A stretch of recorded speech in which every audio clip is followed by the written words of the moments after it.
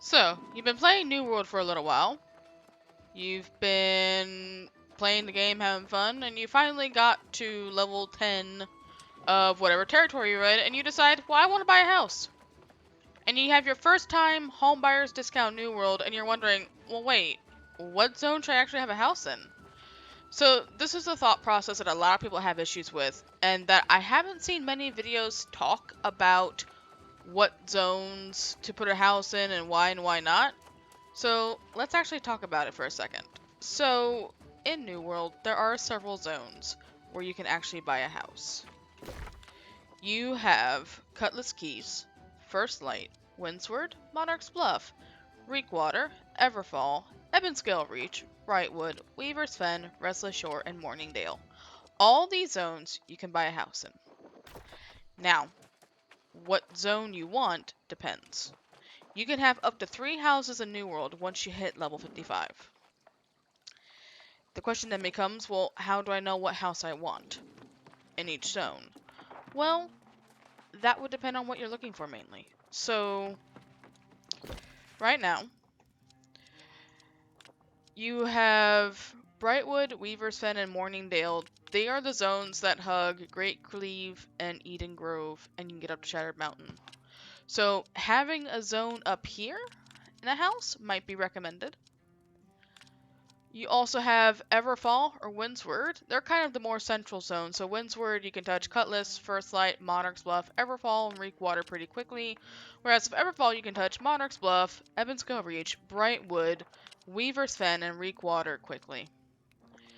The bottom zones, Cutlass Keys and First Light, could potentially be preference. Now, obviously this is not the only thing that you're going to make your decision with. It's going to be the territory as well, whoever owns the territory. You see, when a company takes over a zone after a war, they can decide what the taxes are. Some can be low, and some can be 20% of the purchase price. You have to pay your taxes every 5 days. Now, some argue that's aggressive, but we'll do another video on that later. So what you'll want to do is, like I'm doing now, I am interested in buying my first house at the level 30 mark for the territory influence, either in Brightwood, Everfall, Windsward, or Cutlass Keys. I do know I'm probably going to get a Restless Shore house eventually, because I do like the feel of that zone, but it's probably going to be a Tier 1 or Tier 2 house. So I'm trying to look at the Tier 4 houses here in Cutlass Keys. The biggest things I have to consider are the tax rates. So I was recently in Windsward, and the tax rates for that would be $1,700 per week. That's a lot of gold to pony up. So now I have come here to Cutlass Keys, and I'm trying to look for the level 30 I saw this morning. I was here earlier looking, not realizing I could press the button to see the purchase house menu to see how much taxes were. Now, Cutlass Keys is actually taken over by one of our faction's companies, Church of Disrespect. So it would be slightly cheaper to get a house here. However, I'm not in the company, but if I was, it would probably have been cheaper to get it here. Doesn't mean it still doesn't give any benefit, though. For faction members, you do get a discount for travel. You do get resource containers in town, which this once would. You get remote storage access, as long as that storage is controlled by your faction, so First Light, global luck, and a gathering bonus. So there are benefits there. But they also have the tax rate right now at, what is it? Oops, did I click on the wrong? Nope, 7%. So, average, and it's on the lower side of average. So, if we look for one of the level 30 houses, which, by the way, coming up soon, I'm going to be doing a series on where I break into people's houses and kind of rate them and kind of go through them. Oh, where's the one I found earlier? Man, don't tell me I'm not going to find the one I liked. There was actually a cute one I found that was really cute that I liked, but now I can't find it. So I might just have to go find one of the level 30s. Don't mind me, just coming through the church.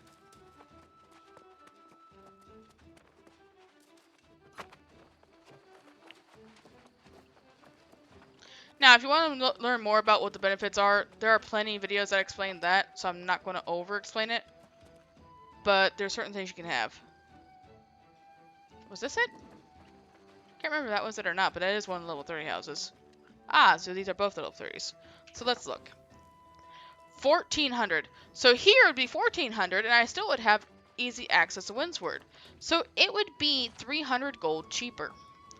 Now, since Windsward is the same tax rate as Everfall, I know those two are going to be 1700. But up here in Brightwood, it's 6. So what I am going to do is I want to take my teleport to Everfall. And we're going to take a look at what the level 30 tax-wise for a house in Brightwood is. And see how much it is. Now, just because the tier 4 house is too expensive for you, even though you can have 4 storage chests, you can easily get a tier 3, tier 2, or tier 1 house. Even though you're only going to be able to have 1 storage chest, 2 or 3. It depends where you feel like you're going to spend the most of your time in. If your company owns that zone, obviously you're going to get a house where your company owns that zone because it's cheaper. However, this can change at any time. Your company can lose that territory.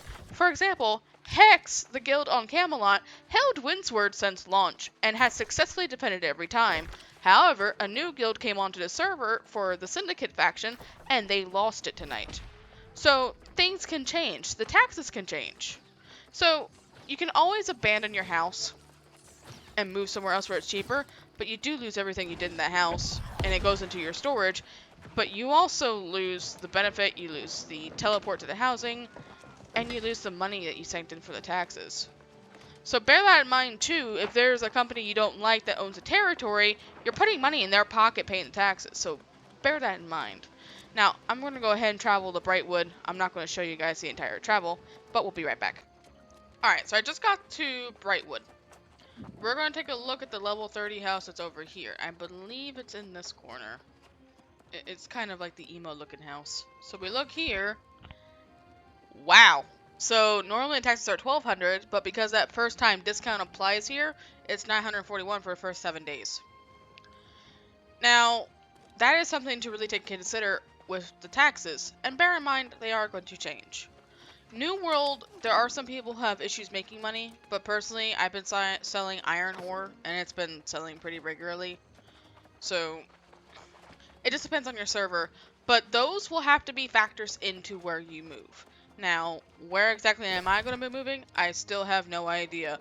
I just found out Restless Shore has a 9% tax rate, so probably that's probably definitely going to be a tier 1 or tier 2 house, maybe. Unless Morningdale looks better, I don't know. But Windsward and Brightwood are kind of where I'm in between right now.